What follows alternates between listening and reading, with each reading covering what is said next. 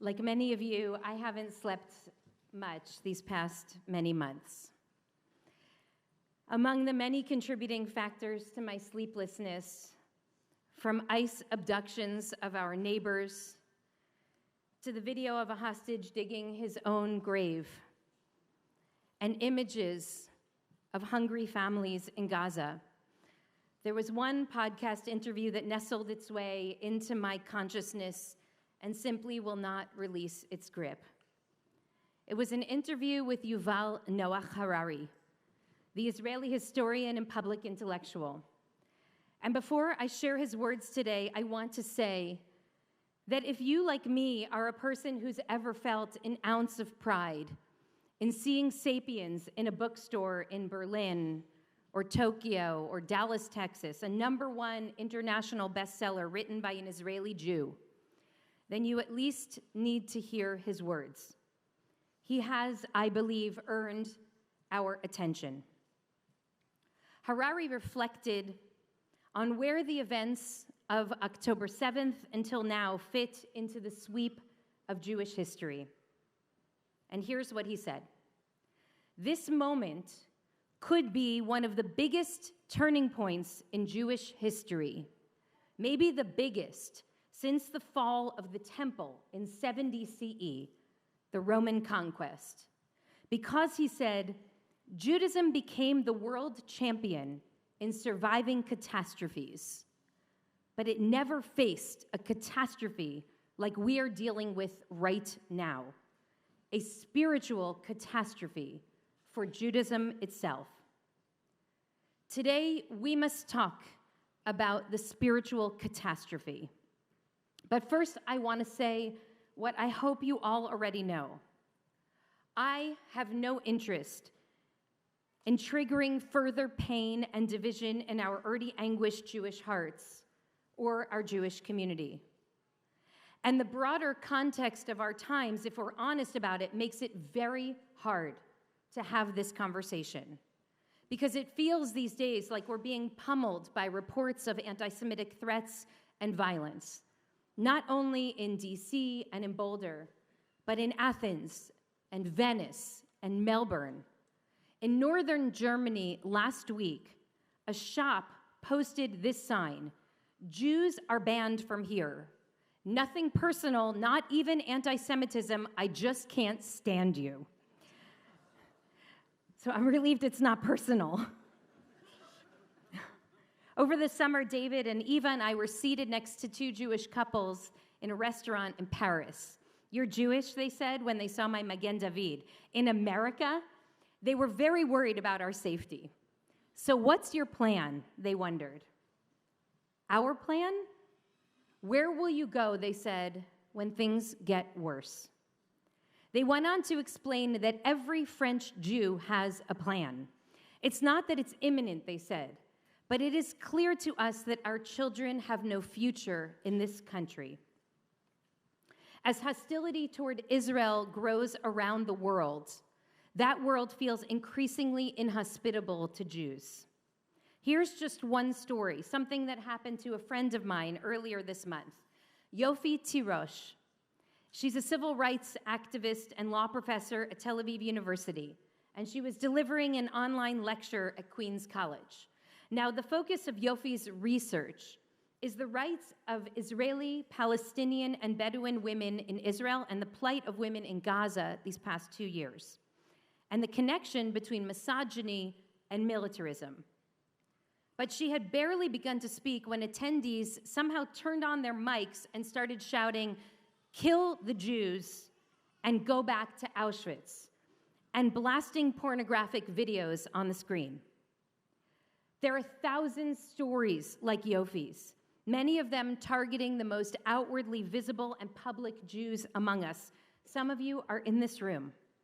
I know it has been incredibly hard.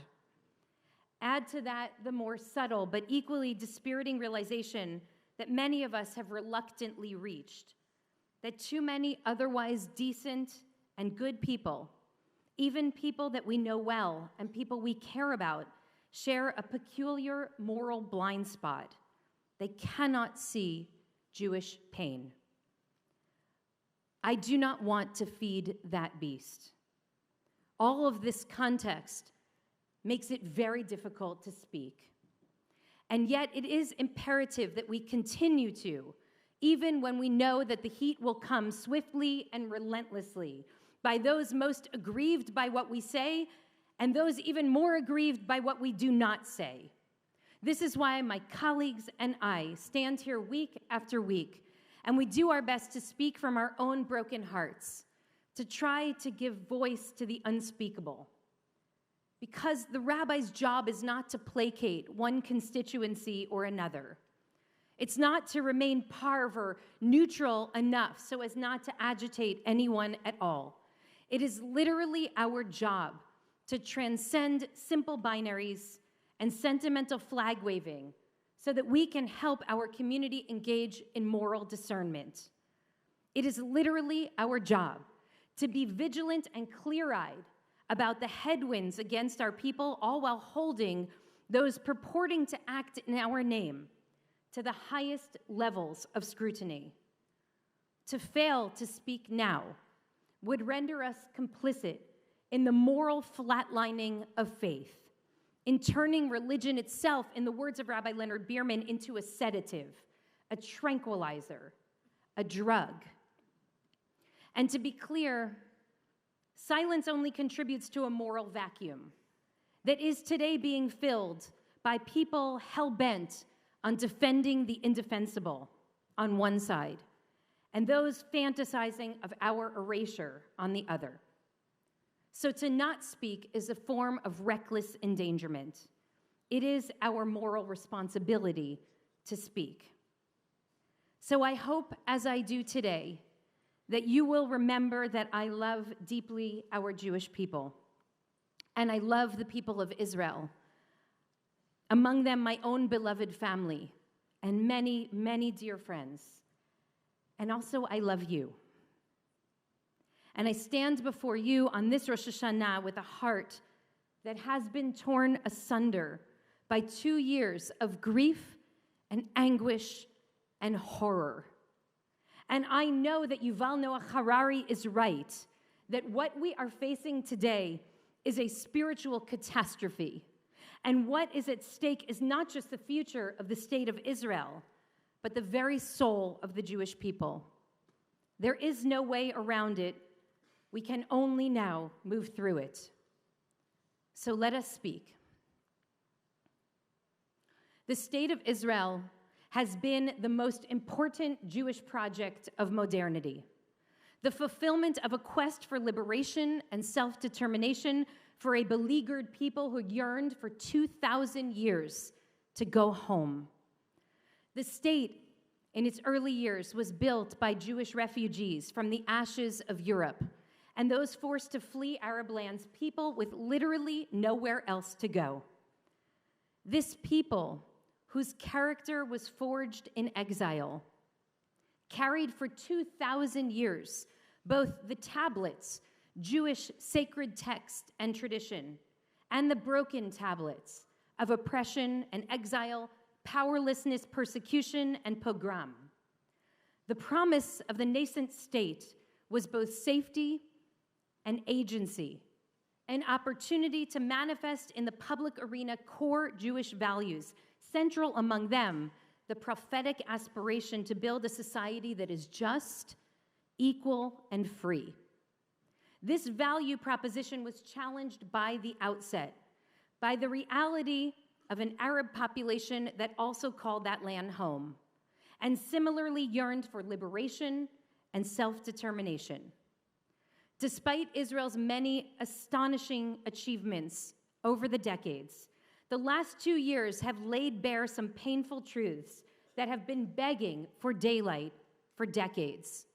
Decades in which our communal discourse has treated as anathema, even traitorous, the simple proposition that the lives of Jews and Palestinians are equally precious and inextricably linked.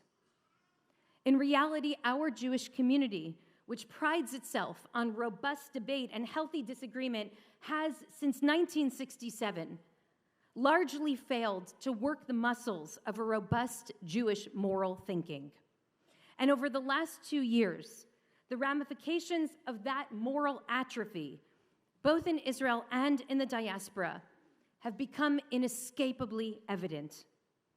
What is now clear is that Jewish national organizations and leadership, those ostensibly positioned to protect our people, have flattened the communal discourse to a three-point strategy: defend, deflect, and denounce, or risk being accused of betraying our people. Many times I have faced that accusation, often accompanied by death threats, rape threats, and worse.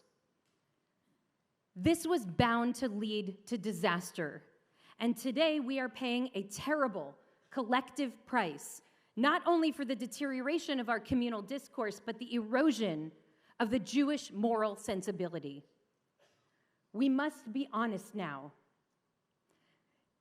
Israel today has been co-opted by violent messianic supremacists, their ethos now poisoning Israeli politics and threatening the disintegration of Israeli society. In fact, this is precisely what Harari defines as the spiritual catastrophe. He argues that Israel's current trajectory is antithetical to Jewish values, worshiping power and violence while marginalizing the number one Jewish value throughout history: learning, study, debate. This, he argues, is what sustained the Jewish people in Yavne, in Baghdad, in Cairo, in Brooklyn. For 2,000 years, he said, this is what Jews have done. We have learned. If we do not dramatically shift course, Harari warns, 2,000 years of Jewish thinking, culture, and existence will be voided. And in its place, a new Judaism will emerge, created in the image of violent Jewish extremists. If it's hard for you to hear this, then let me remind you of the way that Prime Minister Rabin spoke after a Jewish terrorist murdered 29 Muslims in prayer in Hebron in 1994. I am shamed over the disgrace imposed upon us by a degenerate murderer, he said. You are not part of the community of Israel. You are an errant weed. Sensible Judaism spits you out. You have placed yourself outside the wall of Jewish law. You are a shame on Zionism and an embarrassment to Judaism. But that was 30 years ago. Israel's government today is led by and beholden to that errant weed. Extremists driving it to behave ever more like a rogue state, bound neither by foundational Jewish principles nor international law, not to mention basic democratic norms. And all the while, most Israelis and many diaspora Jews remain in a state of extended, suspended grief since the atrocities of the 7th of October. The plight of the Chatufim, the hostages, languishing in Gaza in deeply inhumane conditions for 718 days, is a profoundly personal, wide-open psychic wound for our people. And it is that grief that has driven a steady presence of thousands, at times swelling to hundreds of thousands of Israelis to protest week after week after week for the last 20 months. They plead with their government to end the war and honor a core principle of our Jewish tradition, an eternal promise that was, before October 7th, a proud hallmark of the state. Ein mitzvah gedola kefidyon shvuyim. There is no obligation greater than the redemption of the captive. In their grief, these Israelis cry out, even as their government long ago abandoned the pretense that the ongoing military operations in Gaza were in the service of saving the hostages. The people lift up their voices against the raw political machinations behind the perpetuation of a war now nakedly advanced to keep in power a craven prime minister who believes himself to be a king. They witness in horror as government ministers now openly share their feverish anticipation of a full resettlement of Gaza at all costs, a real estate bonanza, as one gleefully promised just last week. I know it's hard for many diaspora Jews to accept this reality, but here's how one reservist in a recent op-ed described it, explaining how he determined that continuing to serve in Gaza was simply untenable. If we went to war on October 7th to save what was dearest to us, he writes, it soon became clear to me that we were fighting because our leaders were never planning to stop. It was a war waged by nationalist populists who refused to pay the political price necessary to make the decisions to bring an end to the war and instead demanded that we, the soldiers, the hostages, and the Palestinians, pay that price in blood. Meanwhile, the open wound of the hostages has not only left many unable to metabolize the horrors of October 7th, it has also rendered too many in the Jewish community, in Israel and the diaspora, unable or unwilling to even begin to reckon honestly with the ongoing human catastrophe unfolding in Gaza and the West Bank. The scope and scale of the wreckage is now known throughout the world and is a dark stain on our people. Of course, given the indifference to the lives of the hostages and Israeli soldiers, it's perhaps no surprise that the Israeli government has shown such manifest disregard for Palestinian lives. To be clear, core to our Jewish faith is the notion that every human being is created in God's own image, which means that the death of any innocent is a moral catastrophe. A moral catastrophe.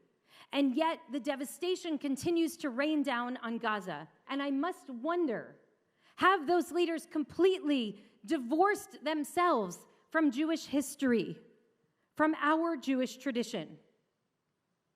In my sleeplessness this summer, I learned the third perek of Masechet Ta'anit, the third chapter of a Talmudic tractate called Ta'anit, in an effort to explore how our tradition calls us to respond to national catastrophe. The question that consumes our rabbis is this: what circumstance or conditions are so severe that they merit immediate and dramatic collective action, in this case, a collective national fast? Now, many of the conditions that they articulate here have to do with rainfall, but there are other calamities that are considered public emergencies in which everyone, everywhere, must stop everything. And here, a story is told. It once happened that the elders of the Sanhedrin declared a public fast because they received word that wolves had eaten 2 children in Transjordan. Wait, a stop everything state of public emergency is declared on account of 2 children dying? Probably not even Jewish children, mind you, and not even in the land, but across the border, east of the Jordan River. Yes, the rabbis say, mipnei shehi makah me'alechet, because the wolf, you see, is a walking calamity. But then the text continues, actually, the fast was decreed not because the wolves ate those children, but because these wolves had merely been seen in an inhabited area where they could potentially harm children. Please hear me now. We, you and I, are inheritors of a sacred tradition that has survived for thousands of years that asks what constitutes a moral emergency and answers an endangered child. Our tradition is replete with these stories and proclamations. This is the very heart of our faith. And yet today, an army of rabbis line up to give their hechsher to a war cabinet dead set on the annihilation of Gaza, no matter how many children get in the way. In November of 1967, Rav Yosef Soloveitchik warned that if the modern state of Israel failed to live up to age-old Jewish ethical standards, the world would not only judge the state, it would recast and reinterpret all of Jewish history. The question, he wrote, is not whether Israel will defeat its enemies on the field of battle, but whether we will defeat the evil within our own community. Sadly, with each passing day, that question is being answered for us. This is the spiritual catastrophe. Our Jewish tradition calls us to honor above land, above power, above money, the sanctity of human life. What could it mean that thousands of children have been killed in Gaza without so much of our political and communal leadership revealing so much as genuine concern, let alone heartache, let alone moral outrage? How are we to understand representatives of a Jewish polity responding to Hamas enriching themselves off of stolen aid by completely halting all food and humanitarian supplies to the Gaza Strip for 11 weeks, effectively endangering the lives of 2 million people? This is the spiritual catastrophe. The proudest bearers of our tradition, those who drape themselves in the flag of Talmud Torah, seem more interested today in arguing over the halachic ramifications of accidental use of Siri and Alexa on Shabbos than engaging the halachic ramifications of killing 20 people at Nasser Hospital, including journalists and doctors, because they had the misfortune of standing beneath a Hamas surveillance camera. This is the spiritual catastrophe. A Jew does not respond to photos of starving children or stories of people being shot at aid sites by challenging the credibility of the source. And I know that some of you will say, but some of those images of starving children were doctored, decontextualized, pre-existing conditions, and you're right. But what about the rest of the children? And what about the tearful reports from volunteer doctors on the ground? A Jew simply does not respond to reports of civilian death by questioning the methodology of the body count and arguing about ratios. A Jew cries out in agony. This is the spiritual catastrophe.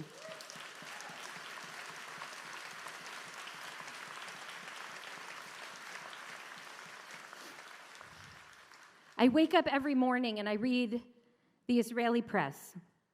I can't read the news now without hearing Harari's warning.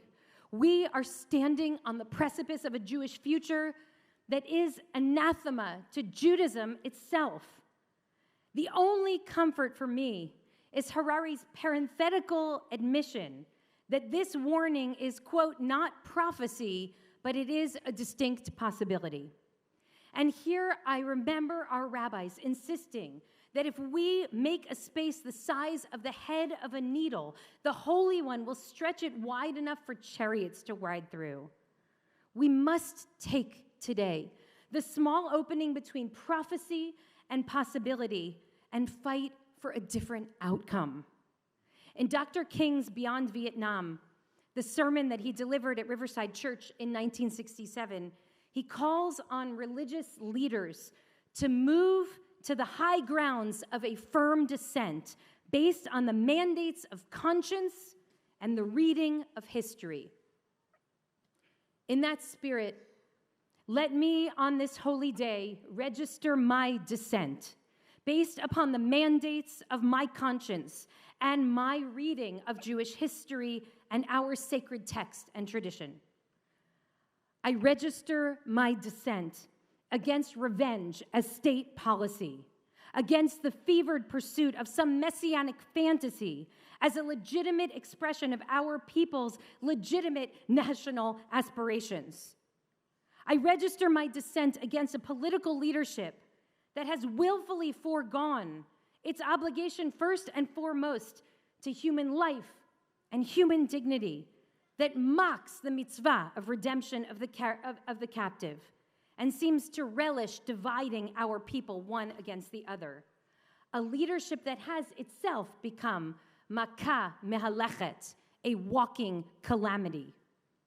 I register my dissent against a religious leadership that has traded moral complexity for immoral certainty and robust nonconformity for silent complicity.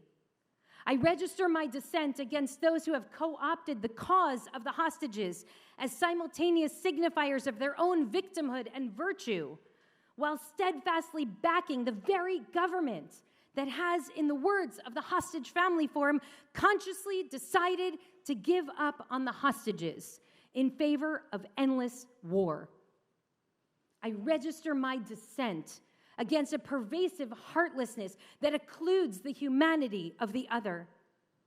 I register my dissent against the presumption that another's pain could somehow be justified on account of our own, as if one people's multi-generational trauma, once triggered, grants a free pass to inflict multi-generations of trauma on another. I register my dissent against indifference toward the children and the peace builders and the parents and the teachers and the farmers.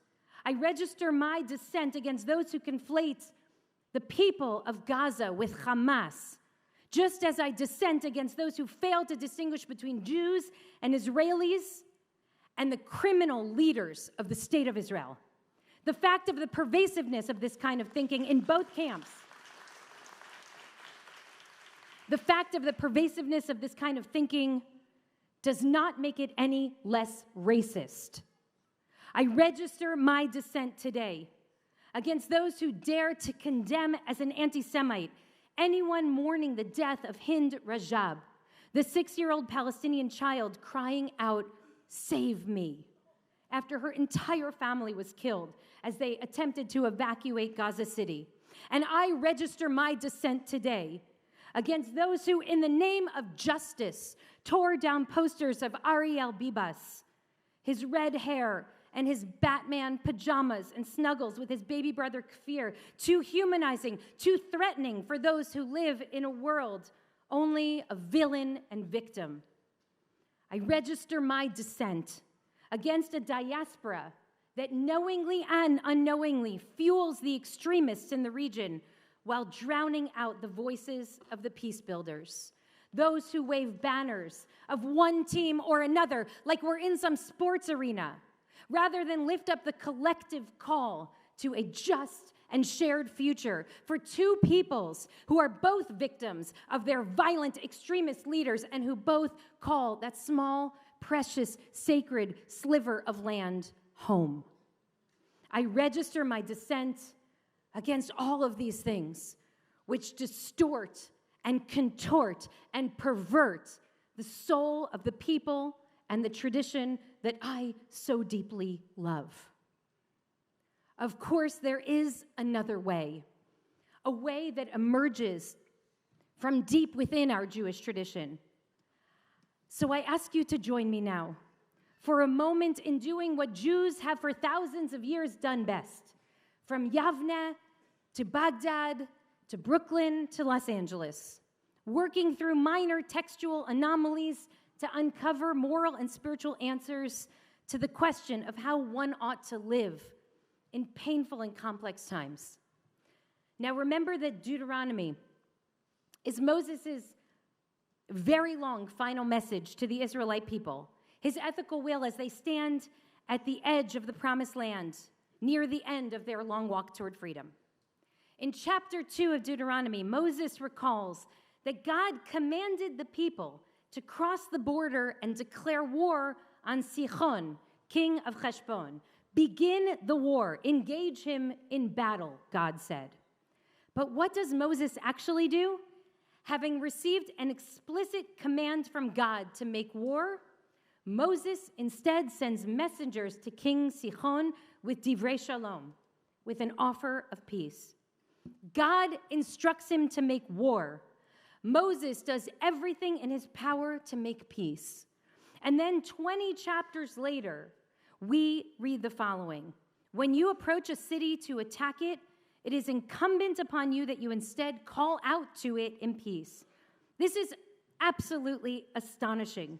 Once commanded by God to go out and conquer, Moses now codifies into law that one must never approach a city to attack it without first calling out, crying out for peace. So what changed between Deuteronomy chapter 2 and Deuteronomy chapter 20? The Midrash explains, the Holy One ordered war, but when Moses instead tried to make peace, God said, by your life, I will void my words and fulfill yours instead, for your path is more just than mine. And so the law is established for all time. Peace is the path that we are called to pursue. It is, of course, true that there are other texts in our tradition that can be read as a proof text for annihilation. But Moses chose, and I choose, and we must choose to see our Torah not as a tool to justify our worst instincts, but as a sacred, eternal call to our most aspirational. Now, how did Moses know to challenge God's decree and try to pursue peace? Rashi explains that Moses had this realization. God could have sent one great flash of lightning to burn up all of the Egyptians at once, but did not. Instead, God sent Moses from the wilderness to Pharaoh to say gently, let my people go.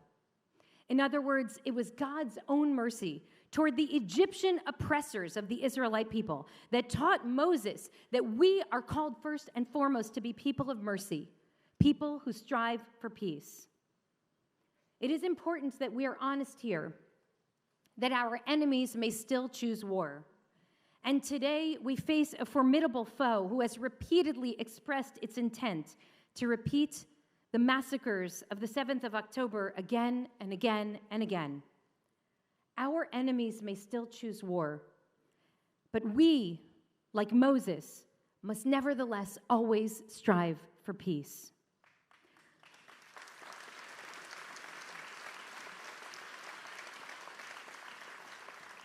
Last week, I met on Zoom with a friend in Washington, D.C., a Palestinian imam, a wonderful, gentle soul. He has 10 siblings, all of them still living in the West Bank. When I asked how his family was holding up in these difficult days, he lowered his head to his hands and started to weep. He spoke of the existential fear that his family lives with every day amid increasing violence from both settlers and soldiers. The imam's niece was married last week, and half the family couldn't get to the wedding even though they live only a 10-minute drive away because of the flying checkpoints that are characteristic of life under military occupation. They even considered walking to the wedding, he said, but to get there they would have to traverse a field by his sister's home where they risked being shot by snipers, settlers living nearby who have been known to shoot through the fields. Even still, he said, he awaits the day when Palestinians and Jews can break bread together, all of us descendants of Abraham, our father. And so I asked him what I imagine some of you might also wonder. How through all of this can you continue to hold the dream of peace? And this is what he said. It is my faith in God and my belief that tomorrow will be better than today. And then he said, I know that what they're doing has nothing to do with Judaism because I studied Judaism. I know your beautiful teachings. Inshallah, Bezrat Hashem, if we all found a way to live by our best teachings, what a beautiful reality we would make. The imam's faith reminded me of the unwavering spirit of so many Israelis and Palestinians, peace builders and activists and leaders of civil society, many of them bereaved, all of them brokenhearted, and every one of them dedicated to planting the seeds of a just and loving and peaceful future even still. Inshallah, Bezrat Hashem. On this Yom Kippur, I call upon the spirit of Abraham, our shared ancestor, and Moses, our greatest and most humble teacher, who understood the moral imperative of striving for peace. I call upon the Spirit of the Holy One, a perfectly imperfect God, who asks for forgiveness when a more merciful path is revealed. And I call upon the Spirit of our ancestors, Jews of humility and grace, who navigated the last 2,000 years of exile in an eternal quest not only for home, but also for truth, and also for compassion, and also for justice. I call upon them all, and us all. If the soul of our people is to be redeemed, it will not flow from the annexationist zealots in the Knesset, nor from their rabbinic brethren issuing rulings from Batei Midrash, from houses of study that have been hastily constructed on stolen land in the West Bank. So determined are they to block a Palestinian state. So intoxicated are they by the fever dream of greater Israel that they are willing to sacrifice the people and the state of actual Israel at its altar. I am certain that if the soul of our people is to be redeemed, it also will not flow from those who present themselves as the great advocates and institutional protectors of our people, but whose moral muscle has withered from decades of disuse. If the soul of our people is to be redeemed, I humbly submit that it will flow from the streets, from Kaplan and Hostage Square, where people of conscience are calling forth the better angels. They're not the ones receiving an army exemption so that they can study Torah, and yet they are the ones bearing our Torah's deepest truth. We are responsible for one another. We must honor human life above all, and we must be pursuers of peace. And if the soul of our people is to be redeemed, I dare suggest it will flow from rooms like this one. And there are many, filled with Jews a lot like you and me, Jews unwilling to give up on our people or on Israel, despite it all. Jews who study and learn and seek wisdom from a tradition that keeps calling us to walk gently on this earth, to dedicate our lives to honoring the divine in every human being. Jews willing to use our voices even when it's hardest, to cry out for justice and mercy and peace. If we are to rescue the soul of Judaism, of the Jewish people, it will be through the reclamation of our moral instinct, our moral voice, our conscience. It will be through embracing that small, precious space between prophecy and distinct possibility, and insisting that there is another way. And that is the path that I pray we will have the courage in this new year to pursue. Shana Tova.